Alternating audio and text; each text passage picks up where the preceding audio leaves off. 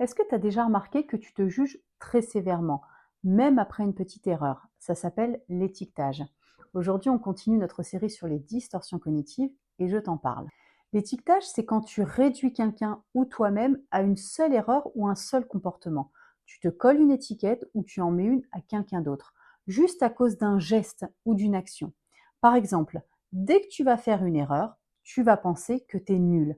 Tu vas te définir comme ça, alors qu'à la base, ce n'est qu'une erreur. Et ben pour quelqu'un d'autre, c'est pareil. Si cette personne fait quelque chose qui te déplaît, tu peux être tenté de la juger immédiatement. Par exemple, tu dis bonjour ou merci à quelqu'un que tu connais peu et cette personne ne te répond pas. Tu vas tout de suite te dire qu'elle est froide, voire malpolie, alors qu'en réalité, elle ne t'a peut-être tout simplement pas entendu. Et les conséquences de cette manière de penser, elles sont nombreuses. Déjà, ça peut faire baisser ton estime de toi.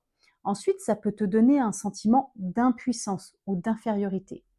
Et pour les autres, ça te pousse à porter des jugements rapides et rigides qui t'empêchent de vraiment les connaître et potentiellement construire des relations sincères.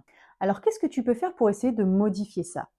La prochaine fois, dès que tu te réduis à une seule caractéristique négative, après une erreur ou une réaction face à une situation, pose-toi cette question.